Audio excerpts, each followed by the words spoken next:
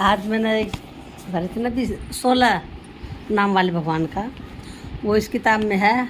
इस किताब का नाम है मानव जीवन का लक्ष्य है। गोरखपुर की किताब है ये। आप चाहें तो ले आओ घर पे। बहुत बढ़िया किताब है, पढ़ोगे तो बहुत अच्छी लगेगी। बहुत अच्छी अच्छी बात लिखी इसमें एक ये कहानी है, मोची में मनुस्तव। मोची में एक गरीब भूखे ब्राह्मण ने किसी बड़े शहर में 2.5 पहर घर घर धक्के खाए, परंतु उसे एक मुट्ठी चावल किसी ने नहीं दिया। तब वह थक गया और निराश होकर रास्ते के किनारे बैठकर अपने भाग्य को कोसने लगा। गरीब भूखा ब्राह्मण था कोई। निराश होकर रास्ते के किनारे बैठकर अपने भाग्य को कोसने लगा। हाय, मैं कैसा भागा हूँ कि इतने धनी शहर में किसी ने एक मुट्ठी चावल देकर मेरे प्राण नहीं बचाए। इसी समोसी रास्ते से एक सौम्य मूर्ति साधु जा रहे थे। उनके कानों में ब्राह्मण की करुण आवाज़ गई और उन्होंने पास आकर पूछा, क्यों भाई, यहाँ बैठे बैठे तुम क्यों अपने को कोस रहे हो? धीरे धीरे ब्राह्मण ने कातर कंठ से कहा, बाबा, मैं बड़ा ही भाग्यहीन हूँ। सुबह से 2.5 पहर दिन चढ़े तक मैं द्वार द्वार भटकता रहा। सुबह से 2.5 पहर हो गया मुझे। कितने लोगों के सामने हाथ फैलाया, रोया, गिड़गिड़ाया, परंतु किसी ने हाथ उठाकर एक मुट्ठी भीख नहीं दी। बाबा, भूख प्यास के मारे मेरा शरीर अत्यंत थक गया है, अब मुझसे चला नहीं जाता। साधु ने हंसकर कहा, तुमने तो मनुष्य से भीख मांगी ही नहीं। मनुष्य मांगते तो निश्चय ही भीख मिलती। ब्राह्मण ने चकित होकर कहा, बाबा, तुम क्या कह रहे हो? मैंने दोनों आंखों से अच्छी तरह देख कर भीख मांगी है। सभी मनुष्य थे, पर किसी ने मेरी कातर पुकार नहीं सुनी। साधु बोले, मनुष्य के दुख को देखकर जिसका हृदय नहीं पिघलता वह कभी मनुष्य नहीं हो सकता। वह तो मनुष्य देहधारी पशु मात्र है। तुम यह चश्मा ले जाओ, एक बार से आँखों पर लगाकर भीख मांगो। मनुष्य से सीख मांगते ही तुम्हारी आशा पूर्ण होगी, तुम्हें मन चाहे वस्तु मिलेगी। साधु ने इतना कहकर एक चश्मा दिया और अपना रास्ता लिया, अपना चला गया। ब्राह्मण ने मन ही मन सोचा, यह तो बड़ी आफत है। चश्मा लगाए बिना क्या मनुष्य भी नहीं दिखाई देगा? जो कुछ भी हो, साधु के आज्ञा अनुसार एक बार चश्मा लगाकर घूम तो आऊँ। यह सोच के ब्राह्मण चश्मा लगाकर भीख के लिए चला। तब उसे जो दृश्य दिखाई दिया, उसे देखकर तो उसकी बोलती बंद हो गई और सिर पर हाथ रखकर वह एक बार तो बैठ गया।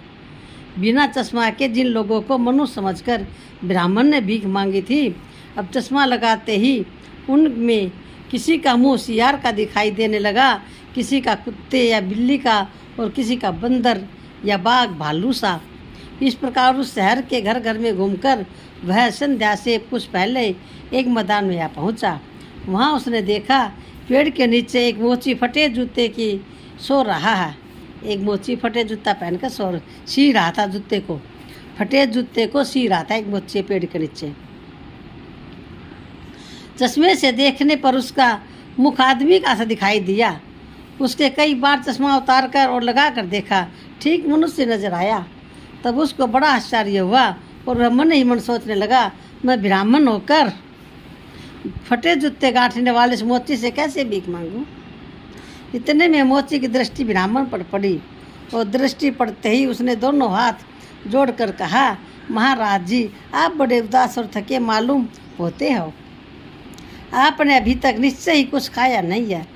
मैं अति दीनहीन और नीच जाती हूँ। मेरी हिम्मत नहीं होती कि मैं आपसे कुछ प्रार्थना करूँ, पर यदि दया करके आप मेरे साथ चले तो दिन भर में जूते गांठ कर मैंने 2-4 पैसे कमाए हैं, उन्हें मैं पास के ही हलवाई की दुकान पर दे देता हूँ। आप कृपा करके कुछ जलपान कर लेंगे तो आप पुतनिक सवस देखकर इस कंगले के हृदय में आनंद समाएगा नहीं। मनुष्य ने ऐसा कुछ नहीं दिया। साधु मिल गया। साधु ने कही, इतना तू क्यों उदास बड़ा बड़ा मना भीख मांगी? किसी ने मुट्ठी चावल तक ना दिए। सुबह तो 2.5 पहर होगी, तो बड़ा तना आदमी आप भीख थोड़ी मांगी है। तो जानवर तो पशुआ तो भीख मांगी है। जो चश्मा ले, चश्मा पहन कर देखा तो सच्ची में सारे पशु दिखे। तो फिर मैदान में आ गया घूमता घूमता। उसमें एक मोची जूता गट्ठा था, सीवा था। आप तो बोला कहते जूता गाँठने, जूता समारा था, ठीक कर था।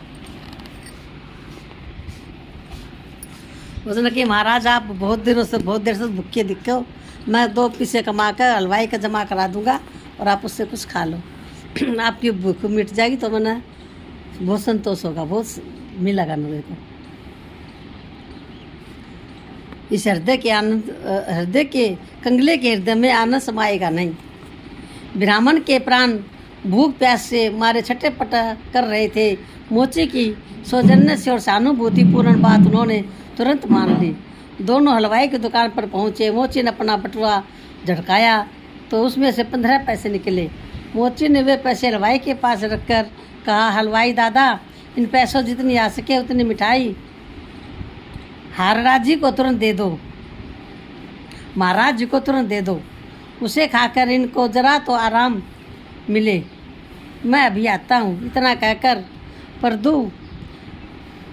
दुख कातर, उनका प्राय दुख का समझने वाला मोची मुट्ठी बांध कर घर की तरफ चल पड़ा। और उसने मन ही मन विचार किया कि घर में जो एक नया जूता जोड़ा बना कर रखा है उसे अभी बेच दूं और उसके जितने पैसे मिलेंगे तुरंत इस ब्राह्मण को लाके दे दूं, तब मेरे मन को चैन पड़े। वह तुरंत घर पहुंचा और जूते का जोड़ा बेचकर बाजार में प्रधान चौराहे पर खड़ा हो गया बेचने के लिए।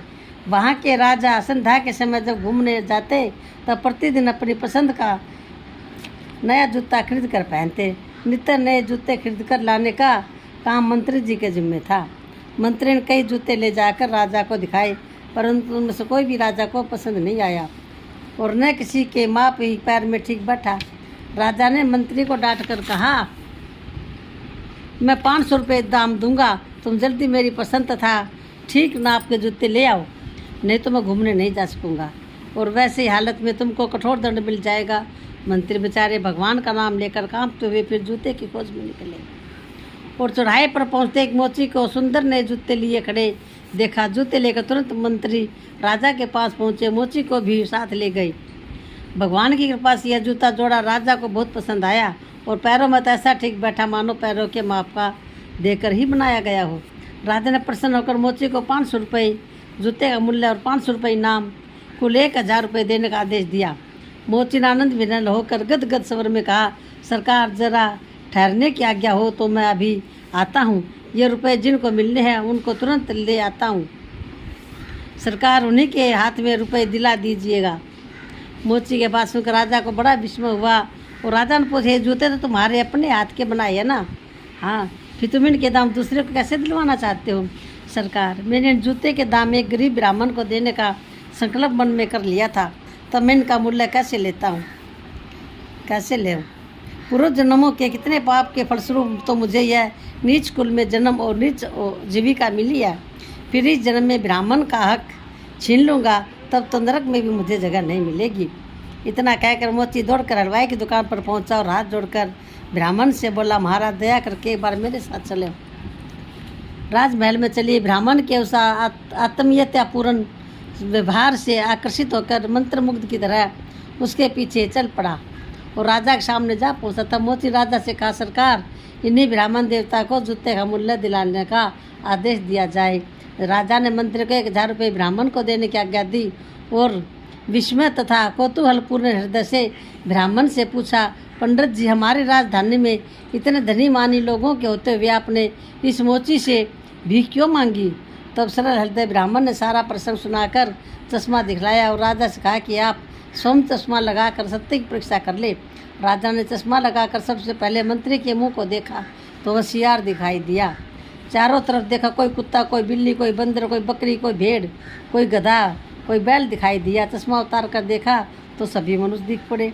तब राजा ने अत्यंत विस्मित होकर चश्मा मंत्री को दिया और कहा, देखो मंत्री जी, चारों ओर पशु ही पशु दिखाई देते हैं, यह बड़े आश्चर्य की बात है।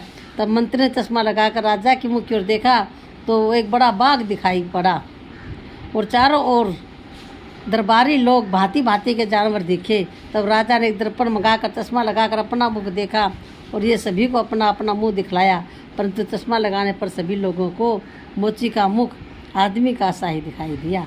तब राजा ने मोची के चरणों में गिरकर कहा, आज से यह राज्य तुम्हारा हुआ। मैं राज्य धन ऐश्वर्य नहीं चाहता, मैं चाहता हूँ कि तुम्हारे जैसा उच्च और विशाल हृदय मनुष्य का शरीर धारण करके यदि मनुष्य का हृदय नहीं हुआ तो मनुष्य की मूर्ति का क्या मूल्य है, मानव जन्म की क्या सार्थकता है। मोची ने कहा, सरकार आप जो कुछ देना चाहते हो नि ब्राह्मण देवता को दीजिए, मैं दीनहीन कंगाल राज्य लेकर क्या करूँगा। वह दरिद्र ब्राह्मण सोचने लगा, पता नहीं मेरी कितने जन्मों की तपस्या है जिसके फलस्वरूप आज इस मोची रूप धारी विशाल हृदय महाप्राण पुरुष के दर्शन और कृपा प्राप्त करने का मुझे सौभाग्य मिला है। वे विचार कर कृतज्ञ हृदय से उसके चरणों में प्रणत होकर ब्राह्मण ने कहा, भाई मोची, मैं न तो राज्य चाहता हूँ और न देवत्व न ब्रह्मत्व, यह समस्त विश्व का अधिपत्य ही चाहता हूँ। मैं तो चाहता हूँ तुम्हारे जैसा मनुष्य। मोची को भावावेश हो गया और वह आकुल हृदय से भगवान के चरण कमलों का मधुर स्मरण करके यह कहकर तुम्हारे चरणों में भगवान का नाम लेने लगा।